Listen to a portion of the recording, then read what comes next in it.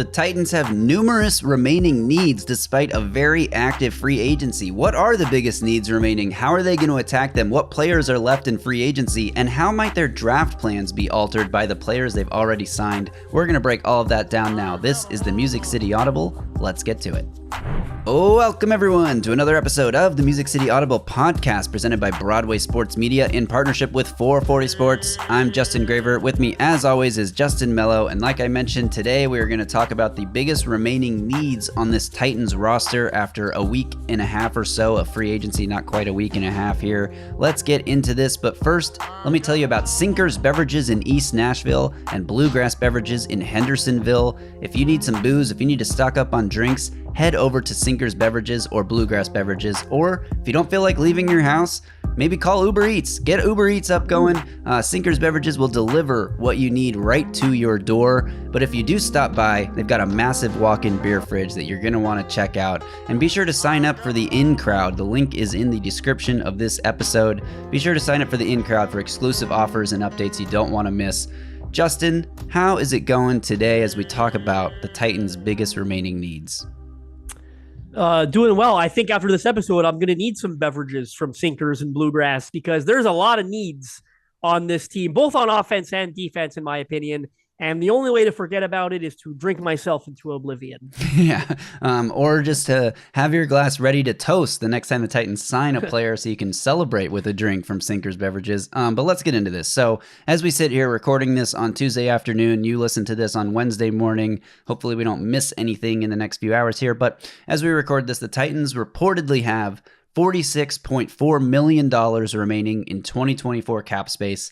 Now that does not include Nick Folk's contract or Sadiq Charles' contract. Folk signed a 1-year, $3.755 million deal. Sadiq Charles, 1 year, up to $2.5 million. We don't necessarily know how those break down in terms of guarantees. If there's void years, I very highly doubt there's void years, or incentives that are not likely to be earned, and NTLE or NLTE, not likely to TB, whatever the saying is, that would count against the cap.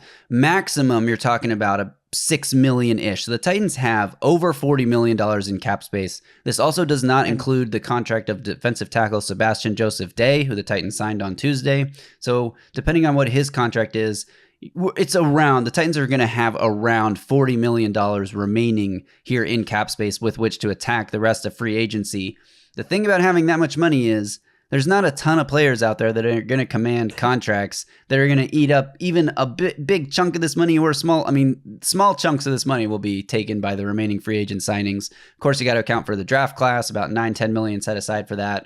Got to account for the random player that becomes available in June, a la DeAndre Hopkins last year, although I don't think you can count on signing a player like that, but you have an emergency portion of your cap saved, set aside, ready to pounce if need be. I'm not saying that will be the case, but I do know that that's how Rand Carthon will want to operate with this cap. Will want to save probably 20 to 25 million, but that still leaves you with about $20 million worth to sign guys here in free agency. So who are the guys that they might even spend that money on? Justin, who are the biggest remaining players out there?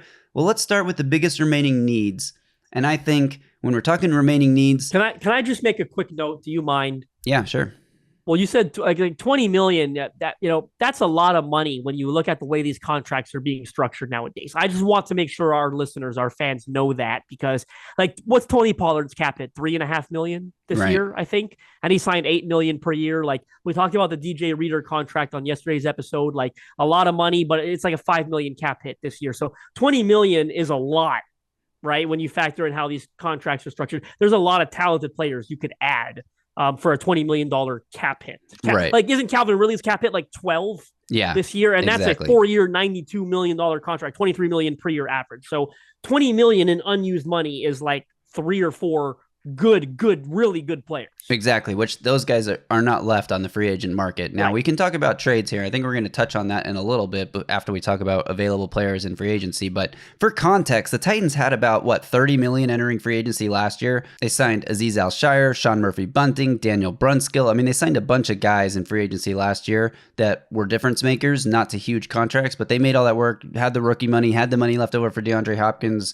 So they were able to make a lot of moves with that amount of money. And, that's not counting all the stuff they've already done. So let's get into it. Biggest remaining needs. I think you got to start here with left tackle. Titans do not have a player capable of playing left tackle on the roster right now. I'm talking about as a starter. I'm talking about as a reliable backup. They do not have a left tackle. To me, the holes on defense are what they are. We talked about them a lot on yesterday's pod. Of course, there are major holes on defense, but on offense, to me, this year is all about setting up Will Levis for success, finding out if he is your true franchise quarterback that you can build around. And they've done a little bit of that. They added Lloyd Cushenberry at center. That's definitely going to help Will Levis. They added Calvin Ridley, obviously, huge addition at wide receiver. No doubt that will help Will Levis. Tony Pollard comes in to help carry some of the weight from Tajay Spears, obviously, as a receiving back and a guy who's great in pass protection. He's going to help Will Levis. They need to continue that trend. They need a left tackle, someone who is a above average starter or, God forbid, an elite player potential, like Joe Alt, for example. But the Titans did make some sort of movement towards left tackle here, we think. They met with Andres Pete, former New Orleans Saints first-round pick of 2015, has spent his entire career in New Orleans, has played mostly guard in his career. He has over 4,000 snaps at the left guard position.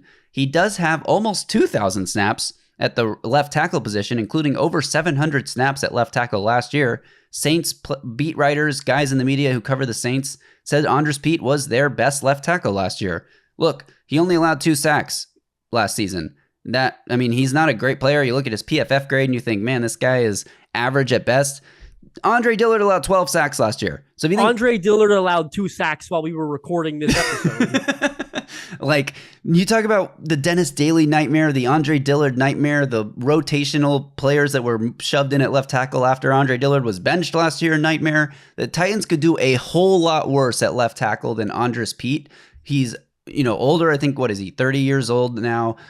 He's like, that's not old for offensive linemen. It's old for, a running back, whatever. But it's not like he's necessarily a young player. This isn't you sign him to a 5-year deal and he's your fix at left tackle. But he's definitely a guy who, if you are the Titans, you're planning to draft a tackle at number 7 overall, Joe Alt, for example, and you want to make sure, no matter what happens, come week 1, you at least have a serviceable starter that you can play at left tackle if Joe Alt is not ready, if you suffer an injury in training camp, if you suffer an injury at some point during the season and you need to stick a left tackle in there that's not going to blow up your entire offense.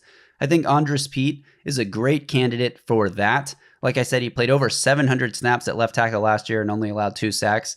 Again, his PFF grades will not wow you. They are average at best. I think that's what he is. He's average at best as a starter. But put him under Bill Callahan's tutelage, play him next to Peter Skoronski, who's going to be a great guard, with Lloyd Cushenberry at center. I think you could do a whole lot worse, especially when you look at who's out there on the free agent market still left. So I think the Titans would be wise to go ahead and sign Andres Pete, shore up your left tackle position in terms of insurance and depth, and then still be positioned well to draft Joe Alt, number 7 overall. Then you are solidified. Your offensive line, yeah, you have question marks at right guard. You might have a competition there between Daniel Brunskill and somebody. You have question marks at right tackle. You might have a competition there between NPF, Jalen Duncan, maybe Dylan Radins gets thrown in there instead. But with Bill Callahan working the offensive line, with Brian Callahan coordinating the offense, I think you could potentially survive with that group, especially with the huge upgrades you'll have at center and hopefully left tackle. Titans should sign Andres Pete. What do you think? Well, I want to leave my portion of this conversation a bit more open-ended because I like the visit. I agree they should sign him. He's a better player than a Nicholas Petit-Frere, probably a Jalen Duncan. Like, you're going to improve some portion of your offensive line by adding him, and he's going to push a guy out who is worse than him, right? So I'm in favor. I don't want to be as sure. I'm not saying that you're sure, but I don't want to be as sure that they would view him as a left tackle or a band-aid left tackle, because I think you have options, and I like that part of it, right? Like, majority of his career guard, as you said, left guard, by the way. So he's not going to play left guard here because, Peter Skoronski, but could he play right guard? Like, could you draft Joe Alt to play left tackle and Andres Pete is your new starting right guard? I don't think switching sides at guard is as difficult as switching sides at tackle, right? Agreed. Like, going from left tackle to right tackle, a bit more of a difference than at guard, right? Not as big of a deal from a stance perspective and things of that nature. He was demoted to third team O-line last year during the summer. They thought Trevor Penning, first round bust, was going to be their left tackle. He was not preparing to play left tackle at all. In the previous 5 or 6 years, he had played 50 snaps at left tackle. Yeah. Okay. So he was not prepared for that at all. Did it well. Does that mean he could play right tackle? And you got Joe Alt at left tackle, and you got Andres Pete at right tackle. Again, he might be a better right. I mean, I know he's a better right tackle than Nicholas Petit-Frere. Yeah. And I feel pretty good that he's a better right tackle than Jalen Duncan. Dylan Radins probably as well. So I think they'd have options here, and that's what they're looking for right now. Um, that does it for my thoughts on Andres Pete, but I do want to continue talking about the O-line in general. Yeah. Let's be honest. It hasn't been the makeover so far we thought it was going to be. Not Yeah. one bit, right? I mean, Lloyd Cushenberry essentially the only starter they've signed. Like you said a couple episodes ago, and Brian Callahan was in Alex Kappa, and they signed La'el Collins and Ted Karras. We have not seen that at all. I think going into free agency, I'm going to break this down into 3 tiers. My wish is that they would add 3 starting caliber offensive linemen this offseason. My realistic expectation in free agency, my realistic expectation was they wouldn't add 3. They were not going to do a Ted Karras, Alex Kappa, La'el Collins. My realistic expectation was they would add 2 starting caliber linemen in free agency. What's happened so far is they've added 1 in Lloyd Cushenberry, and I don't know that Andres Pete makes it 2 if they sign him. I don't think we should be able to say that with certainty. I meant a bigger, like a Michael Onwenu, like a bigger signing in that first week. Yeah. That hasn't happened. So I'm a little concerned about how they've attacked the offensive line. And I think you should be too. I think everyone should be. And you talk about left tackle. It's funny. Maybe I'm too honed in on Joe Alt at number 7 or Olu Fashanu. I'm more concerned about what they're doing at right tackle than left tackle because I fully expect that left tackle to be drafted at number 7. Yeah. No, I get what you're saying there, and I think that that's definitely possible that they sign someone like Andres Pete to play right guard or right tackle. There is a number of guys still on the market, and I know these guys are not going to be world beaters. They're not going to solidify your position for 10 plus years, but I'm just going to read a list of names and we can talk about them. Josh Jones, who was a former 3rd-round pick of the Cardinals, was traded to the Texans before the start of last season. Only played in 5 games for Houston last year. Didn't play a ton. Has been way below average according just to his PFF grades on offense. I mean, 2023 for Houston in those 5 games, 49.3. 2021 for Arizona, 46.7. 2020 for Arizona, 43.0. But he unlocked some crazy magic in the 2022 season when he graded out a 75.8, 75.9 pass blocking grade. He had a great year that year. He did allow 4 sacks and 19 hurries that season. Allowed 4 sacks in 2021 as well. But for whatever reason, PFF graded him way better in 2022 than in 2021, 2020, or 2023. So just a guy who's on the market, former 3rd-round pick, probably won't be very expensive. And there's a whole list of guys I have here. Trent Brown is still on the market now. He's reportedly visited Cincinnati, but apparently hasn't signed a contract yet, so we don't know what the holdup is there. Mekhi Becton, who was connected to the Titans very early before free agency opened. Tony Pauline said the Titans were in on Mekhi Becton. He hasn't signed anywhere. You have to wonder if maybe he's expecting more money than teams are willing to offer. And a couple other guys. Cam Fleming is available, and Charles Leno, who has been a above average player in Washington, also available. So multiple guys here on the market. Titans could still make a move, and I think they will, whether it's Pete or one of these other guys. I mean, Trent Brown, to me, would probably be the best player on this list, although he has injury history. Mekhi Becton has probably the most raw potential, but obviously a huge injury history, some motivational questions. Does working under Bill Callahan get the most out of him kind of question? I don't think any of these guys are signing major contracts, so you don't really need to worry about the money, especially with how much cap space the Titans have. But any of them could be serviceable upgrades over what is currently on the Titans roster, could serve as your starting right tackle, could serve as a swing backup tackle, or a Band-Aid while you get Joe Alt ready to play, assuming he is the pick at 7. Trent Brown's the best one. I bet he lands in Cincinnati. They're a smart franchise. They're a Super Bowl contender. They got a hole at right tackle after losing Jonah Williams in free agency. There's a clear fit, clear need there. There's one in Tennessee too, in my opinion, but I bet Cincinnati, smart franchise. I bet they end up getting that done. Mekhi Becton probably gets the most money out of any of these guys, in my opinion, because you talked about the raw potential. Does he get a Chase Young-like deal? Maybe not that much, but I could see a case where it's like 1 year, $9 million, $10 million for Mekhi Becton. Someone takes a chance on what we said about Chase Young, a chance to get a young player at a premium position and see if you can unlock the potential. I've been very, meh on him this entire time. As you know, I'm worried about some of the background stuff, but Not a whole lot of help on that list. Andres Pete, honestly, might be the one that intrigues me the most, and I don't think that's saying a whole lot. Yeah, so we'll stand by and see what the Titans do there, but definitely their biggest remaining need. Let's move on to what I think is their next biggest remaining need, and that is inside linebacker. Now, the free agent options are as barren as it gets at inside linebacker. I'm talking about guys you've never heard of. Tyler Matakovich, Neville Hewitt, Shaquille Leonard is beyond washed at this point with the injuries he's dealt with. Quan Alexander, maybe a serviceable player, but getting up there in age. Gerard Davis, I mean, give me a break. Blake Martinez has had some success in his career, but he's 30 years old now. I don't know. And then you're talking about like Jacob Phillips. Who is this? I don't know. Dylan Cole reunion with the Titans. He was with Chicago last season. Some guy named Calvin Munson.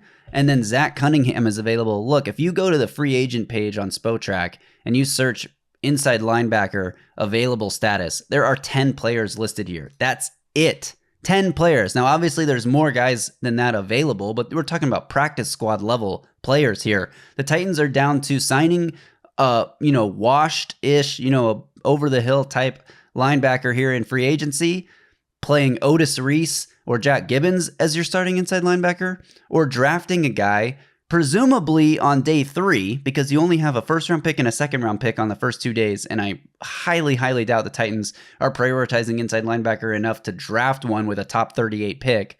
Then you're talking about your starter at inside linebacker is a day 3 rookie if you don't sign one of these guys, and if it's not Otis Reese or Jack Gibbons. So the options here are extremely, extremely barren. I am officially emergency signal lights flashing, alarm bells concerned with what the hell the Titans are doing at inside linebacker. Well, I've reached a point where I don't think they're going to solve it, right? Like they're going to do something, presumably, but it's going to not be good, and it's going to be a hole and a weak spot throughout the entire season. I mean, a guy like Gerard Davis and Blake Martinez, like probably experienced enough to wear the green dot and call the defense, but you're talking about 2 down backers that can't play in coverage at all, like not a lick of it, and are sort of over the hill, slow, kind of washed, but maybe they can come in and call the defense next to Kenneth Murray. I think that's the point we've reached. There are a couple of backers I like in the draft, but again, you're talking about a rookie day 3 guy that isn't prepared to call a defense in his first year, right? And we'll talk about those types maybe when the draft comes. I can't help myself. Tyrese Knight out of UTEP, Trevin Wallace out of Kentucky is one that I like quite a bit. We'll talk about those guys when the time comes. Proceeds to talk about them that I immediately. Like, kid at Washington. But no, I'm at a point where I think it's going to be a hole throughout the entire season. And look, they can't fix every hole they have or had, right? I think we have even more of them than we realized. We weren't talking about holes at inside linebacker and edge and D tackle much before we entered free agency, right? Then Autry goes elsewhere. We were talking about holes at inside linebacker, but we were assuming they're going to go sign somebody like Patrick Queen and they're going to bring back Aziz, and they didn't do either of those things. They signed maybe the worst good inside linebacker available in Kenneth Murray, and I call him good because he was a former first-round pick. But in terms of living up to expectations and so far what they've done in their NFL career, like Kenneth Murray, I'm sorry if everyone loves this Kenneth Murray signing and wants to get hyped for it. We've had some YouTube comments that are calling us dumb for being so low on Kenneth Murray. Look, he's been bad most of his career. He's had some good plays. He's had some good games. He had a pretty good game against the Titans last year, actually, when the Chargers came to Nashville. But overall, he's been bad. So you're talking about Jack Gibbons started the season next to Aziz Al-Shire last year, wore the green dot, is apparently pretty smart. Can I interrupt you real quick? What happened?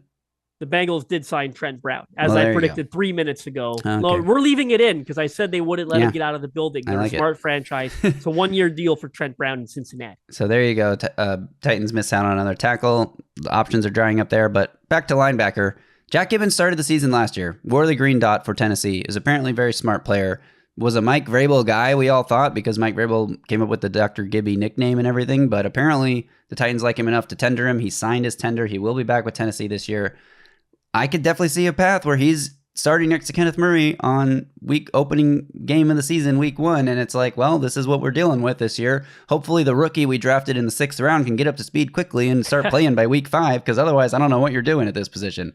I don't think we need to spend more time on it. Cause again, like the free agency options, I don't expect them to sign any of these guys, to be honest. I mean, I think they would rather go into the draft with Jack Gibbons and Otis Reese as your other options and just see what falls to them. And if they can't even get a day 3 round 4 target, then you go back to the free agency well and see if any veterans get released or whatever, because at that point, you might as well just stick with your own guy.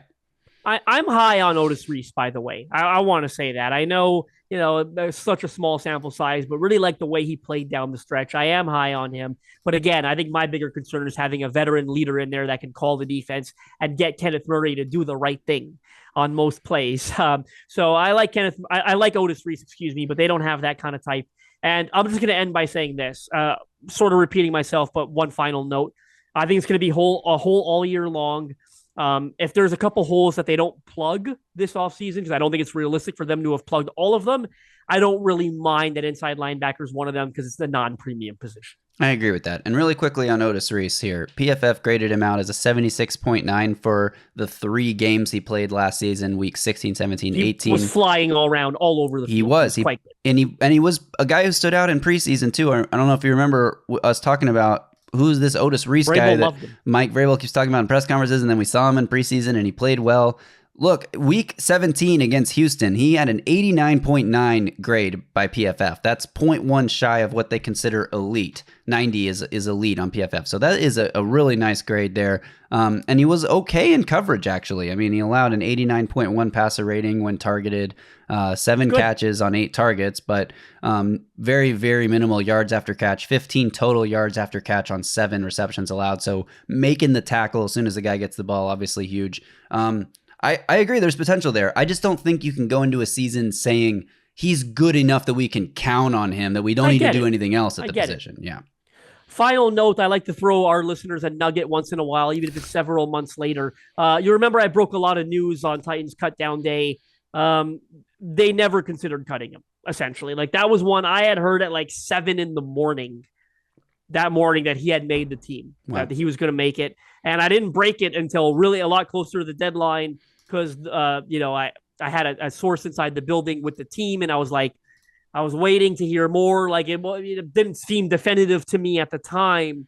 But at the end, it sounded like they never even considered cutting him. They liked him so much. They didn't even call him into the office, I don't think, for one of those, like, you've made the team moments. Like it was just so obvious. Assumed, yeah. Nice. Well, good for him, and hopefully he can be a contributor because the Titans will need a body. But again, different staff. Mike Vrabel. Yeah, true. But Rand Carthon's still there, so there's got to be a little bit of overlap. Okay, next position we're going to talk about here is safety. Why safety? Well, the Titans have Amani Hooker and no one else. I mean, Elijah Molden moved to safety last year, played safety in college a little bit, so he was okay as a safety last season, but you'd like a guy there, presumably that has done it more, that has experience, and that can be a leader on the defense, which is the whole point of like signing veterans in free agency, is that you're not just drafting a rookie to come in and learn everything, but you're signing someone who understands everything already. Titans reportedly met with Marcus May on Monday. Now, this report of this meeting came out last week, and we never had any confirmation like, oh, Marcus May is in the building meeting with Titans brass now. Like, we didn't get that confirmation. So, to be honest, we don't know if this meeting happened. And if it did, he came and left without a contract. Marcus May played 4 seasons under Denard Wilson with the New York Jets. So if you're wondering, like, why would the Titans be targeting Marcus May when you have guys like Julian Blackmon and Justin Simmons available? Well, Marcus May was a very, very good safety when he was playing under Denard Wilson. I think Denard Wilson wants a guy that he can rely on to come in and help teach everyone else what this defense is going to look like, what these coverage rules are going to look like. You know, Denard Wilson being a former DB coach, I'm assuming he's going to have more schemes drawn up for what the coverage is doing versus what the front seven is doing. And obviously he's going to have to cover both now as a defensive coordinator, but just with his background, I think he probably wants somebody that he's familiar with, and that would be why the Titans are targeting Marcus May over a Julian Blackmon or a Justin Simmons. Julian Blackmon has visited multiple places. There's definitely interest in him from teams around the league. Justin Simmons, on the other hand, Titans reportedly were in on Justin Simmons until Calvin Ridley became available, pivoted to Calvin Ridley, and then decided they couldn't afford him and Simmons. Now, I think looking at their cap situation right now, they absolutely could afford him and Simmons. But for whatever reason, they didn't value Simmons highly enough. I think what's holding up Simmons from signing somewhere right now is that he wants a bigger contract than what teams are willing to offer. I mean, he probably thinks he deserves it as a guy who was second team All-Pro last year, has been second team All-Pro, I think, all but 1 year of his career. He is 30 years old now, but is still playing at a very high level. Like I mentioned before, forced the 5th most tight window throws in his coverage last season of any safety. I would love if the Titans just decided, you know what? We still got $40 million. We haven't spent it where we maybe thought we were going to spend on a Jerome Baker, on a Chase Young, on guys like that. So let's just give the money, put it back into safety, and give it to Justin Simmons. I wouldn't hate that at all. But I also understand if Denard Wilson wants someone he's familiar with in Marcus May. Regardless of what they do, they need to sign somebody, and I really hope it's either May or Simmons. Well, I'm considerably less concerned about safety than I am linebacker because there are a lot of good options in free agency still. That's not the case at linebacker, as you said. So you talked about Justin Simmons. You talked about Marcus May. Those are two obvious ones. I'd love to see them go get Simmons. I'm on the same page with you. But there are a couple others I wouldn't mind seeing them bring in for a visit. I mean, probably not guys like Jamal Adams or Eddie Jackson. I think they're probably a bit washed. But I look at a guy like Mike Edwards. Coming off the Kansas City Chiefs. Just sign something? No, he's visited the Buffalo Bills. I think that's what was out there, but no deal yet as of this recording. 27 years old, young enough, still has some upside. Get in the mix there. Quandre Diggs, a little older, but I think still playing at a high enough level. He's a guy that I would have on my short list. They could bring back a Kayvon Wallace or a Terrell Edmonds to be a back-end rotational guy. We've talked about that a lot. So there are a couple guys. There are multiple. Well, we just rounded off literally like 5 or 6 guys. Like, go get one of Justin Simmons, Marcus May, Mike Edwards, Quandre Diggs. Like, there are a couple guys some more? that can help this team. Micah Hyde, Tracy Walker, Jaron Kearse, Tayshaun Gibson, Kareem Jackson. Now, some of these guys are washed and probably I'm not as high on them. That's why I left them out. Keanu Neal, Ryan Neal, Ashton Davis, Adrian Amos. I mean, there's names on here that the average fan will recognize. One of them convert to inside linebacker? I don't think it's without the realm of possibility. I think Keanu Neal played a little linebacker. Jaron Kearse and Keanu Neal are both guys that have played some linebacker in addition to safety. So maybe you get one of those guys. But I'm with you. There's a lot of options at safety. Just a little concerning from my end that they haven't done anything with Marcus May and they met with him. So maybe they're far apart on money. Maybe there's something in the medicals. Maybe something didn't add up there. But I hope that they do end up signing somebody like that. The last big hole I want to talk about, there's 2 more, and they're both on defense. But another big hole I want to talk about is the cornerback position. We've talked a lot about Roger McCreary and Chidobe Awuzie, as he says to Mike Keith, if you're following along the Titans content. Or Cheeto, as he asked the media to call him, Chido Awuzie. But anyway, Titans have a big hole at the other cornerback spot there, and there are a few names still on the market that are pretty good options. You could take a flyer on a Tre'Davious White, who was one of the best players at his position in the NFL before suffering a few injuries that have really set him back. There's an older veteran guy out there like Steven Nelson, who I think I wanted the Titans to sign 4 years ago when he hit free agency. Remember that. And then there's a guy I've been talking about since our free agency preview pod, cornerback Akilla Witherspoon, who was drafted by Ran Carthon, or not by Ran Carthon, but when Ran Carthon was director of player personnel in San Francisco, the Niners drafted Akilla Witherspoon. He had a resurgent year last year with the Rams. I still think he's the best fit of the guys that are available on the market. And there's some other guys out there too. Titans missed out on Kendall Fuller, although I don't know if they were ever in on Kendall Fuller, but we assume they might be because of the background with Chris Harris Jr. He signed a pretty cheap contract with the Miami Dolphins, so would have liked the Titans to be in on that, but they weren't. They spent a lot of money on Chidobe Awuzie. And there's still the reports that, Diana Rossini came on the Athletic Football podcast this week and said the Titans were so close to trading for L'Jarius Sneed. She had the tweet typed out in her drafts, ready to go. And she said that those trade talks might ramp up again close to the draft. She said the Titans backed off the Sneed deal for a couple of reasons. One, they realized they were in on Calvin Ridley and they wanted to put the money there. And two, that L'Jarius Sneed wants to reset the cornerback market and sign a record-setting contract for his position. In addition to giving up draft capital, you also have to sign Sneed to what's being reported that he's asking for $22 million a year. That's a ton of money. But as we sit here and talk about the Titans having tons of cap space left and no big players that they could sign still because of just what the market is like on free agency, the big player you could spend all that money on is L'Jarius Sneed. And you talked about Calvin Ridley, $23 million average annual value, but a cap hit of what, $13 million this season? Something like that. You could fit L'Jarius Sneed into a similar structured deal. Granted, your cap hits the next 3 years are going to be huge, but this season, it's not going to be as much as it sounds when you read the initial value of the contract. I think there's still a chance that, as we get closer to the draft, the free agency options dry up, the Titans really set their draft board and know which players and positions they're going to be targeting, that they could go back to Kansas City and try to get this deal done and give Snead the money he's asking for. Look, it's not my money. He wants money. He's one of the best corners in the league, a true shutdown number one guy that would make this defense, this secondary at least, closer to the elite tier than the trash that they've been for years. I'm in. Go trade for Snead. But if they don't, there are some options on the market that we still like. Well, I'm with you. I'm not going to add a ton to the Snead thing because I think we've covered it to death. But as long as he's still out there, I'll say this. As long as he's still out there, I believe there's an outside chance that the Titans are involved.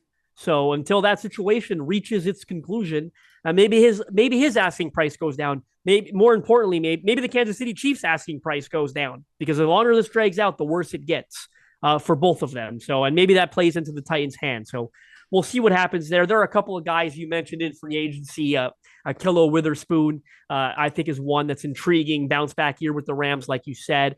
I'm also intrigued by the draft. I think the fourth round, if their picks stay where they are, that's an interesting spot for a guy like Cam Hart out of Notre Dame or Melton out of Rutgers, who had a crazy combine. I don't know if he'll last that long anymore, but there are some guys that intrigue me there. But I do think they need to add a veteran that can play, because you're not drafting a fourth rounder, I hope, to start outside for you immediately. So exactly. They've got to do something here. There are, the options are, you didn't mention Xavier Howard. I don't think he's still out there as well. That's put him in the same bracket with Tre'Davious White, right? An aging corner off injuries that used to be a premier player at that position. So a couple of things they could do. Again, a lot better group than what there is at linebacker. So I expect them to do something at some point. Yeah, exactly. Another position I expect them to do something at some point is on the edge. Now, we talked about this a little bit on the last episode, how this isn't the biggest hole. And compared to the other positions on defense, it's not a hole. But it is a need. It's not a hole, but it's a need. I think there is a difference. We can be nuanced here on the Music City Audible podcast. You've got more faith in Rashad Weaver than I do. I don't have any faith in Rashad Weaver. I think he is at best a, replacement level rotational player. And I think Arden Key is a guy that's going to make some plays and is also going to be invisible for long stretches of time. Don't get me wrong. I do not think the Titans are set at edge, but they don't have a glaring hole where you're going to be playing a UDFA level player if you don't sign or draft somebody there. They have players that can play, but they need better ones. Don't get it twisted. This is definitely still a need. And some of the guys that are on the market, there are still good players available at this position. Now, the Titans missed out on Chase Young. Would have been awesome to add a guy with his level of upside, but he also would have come with a lot of concerns. Some of these other guys don't come with as many concerns, but they don't have nearly the upside that Chase Young has. Those guys include Emmanuel Ogbah. Now, way back in time when J-Rob drafted Kevin Dodd, 33 overall, it was rumored that he wanted to draft Emmanuel Ogbah, who went 32nd overall, one pick before Kevin Dodd, and this totally threw J-Rob's plans out of whack. He panicked and took Kevin Dodd because he was, I guess, the next best edge rusher they had graded. So Emmanuel Ogbah finally hits free agency here. Will it finally be time for the Titans, who have wanted him since 2016, to bring him in? We will see how that goes.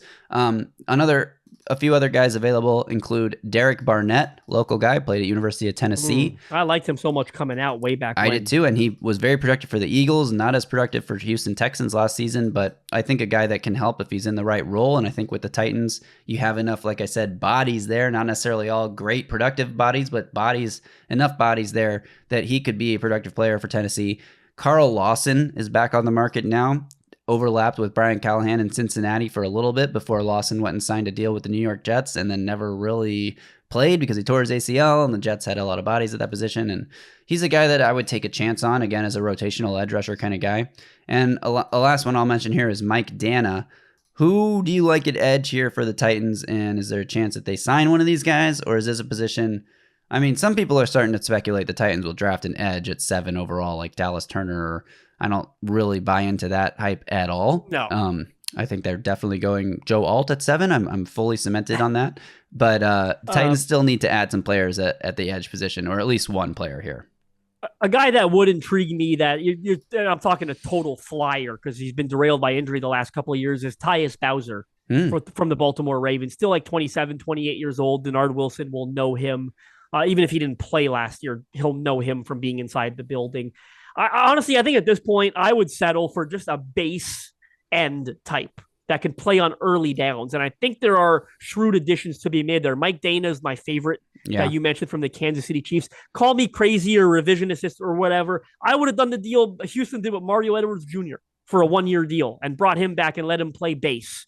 You know what I mean? Look, he had 6.5 sacks last year, 5 sacks the year before that. Like, he's not a double-digit sack guy, but produces. He's right? a quality player. Like, was great in Tennessee, was good in Seattle last year. He's a good base end type. Angelo Blackson is out there. He's carved out a little career for himself as a base end. Like, I would honestly settle for one of those guys, knowing that Arden Key is going to supplant them on obvious pass rushing downs. Yeah, I agree with that. So we'll see if the Titans make a move. I'm kind of holding out hope for Derek Barnett myself personally, but that would be a great one. I'd like that a lot. Let's talk here as we wrap this episode up about how the free agency signings have impacted the Titans' draft plans. So before free agency started, I think you and I sat here and said, if I was a GM, philosophically speaking, the way to attack this is address all your defensive needs in free agency, plug your holes on offense, but draft for young offensive talent, guys at the wide receiver position, tackle position, the premium positions that are going to cost big money contracts. Titans did a little bit of both here. They signed big money deals on both sides of the ball. They didn't attack necessarily one side and like fix it per se and leave the other side for the draft. So I think we've been talking about offensive tackle and wide receiver at picks 7 and 38 for 4 months now. I don't think that's the case anymore. And I'm not saying it's definitely not the case, but it's not a lock anymore. I do think offensive tackle in those first 2 picks is gonna happen. And like I just said, I think it'll be Joe Alt. But I think the door is open at 38 for that to be a cornerback, for that to be a defensive tackle, for that to be a linebacker even, because they don't have a starting linebacker right now. I do think there's still a chance that it's a wide receiver, depending on how the board falls. I also think, we've talked a lot about this, that they could trade back from that spot. But I think the conversation of offensive tackle, wide receiver, or wide receiver, offensive tackle is as dead as it's ever going to be right now. And the door is definitely open that they draft defense, a lot of defense in this draft, maybe as early as 38. They got 6 picks on day 3. You can find, maybe not in this draft class, but you can find starting caliber safeties, linebackers, defensive tackles on day 3. They got 6 picks there. I think they spend the majority of those picks on defensive players. I think they do too, and try to strike gold with them. I agree with you. Look, I'm not saying receivers definitely off the board at 7 or 38, only because Brian Callahan likes them so much, and I think you still need a long-term X to replace DeAndre Hopkins. But it's not as set in stone as it once was. They can go corner, they can go linebacker, they can go edge, they can go D tackle. Like, I think they have a lot of options because they've got a lot of holes, unfortunately. Yeah, right. But I'm with you. I still think it's going to be a tackle at 7. 38 could still be a receiver. It could be a trade down, but it could also be like a corner because that's a premium position that they have a hole at right now. Right. And we're going to do a post-free agency mock draft probably next week. We'll give the Titans a few more days to sign guys, but we are going to do a post-free agency mock draft soon where we're going to address as many needs as we can. All right, that'll do it for this one. Thanks to everyone for tuning in. Thanks to everyone watching on YouTube. Make sure you're subscribed to the Music City Audible channel. And a quick reminder, this episode is brought to you by Sinkers Beverages in East Nashville and Bluegrass Beverages in Hendersonville. And hey, be sure to sign up for the in crowd there with Sinkers Beverages. Get exclusive offers, access to a lot, and that's the only way you can get notified of the 440 draft party that will be announced later this month or early next month for the annual draft party that they do with for Sinkers Beverages. So the link to sign up to the in crowd is below in the description. Check that out and make sure you head over to Sinkers Beverages in East Nashville and Bluegrass Beverages in Hendersonville. So all right, that'll do it, Justin. That'll do it, everyone. Thanks for tuning in again. We'll be back later. Until then, y'all stay safe out there and tighten up.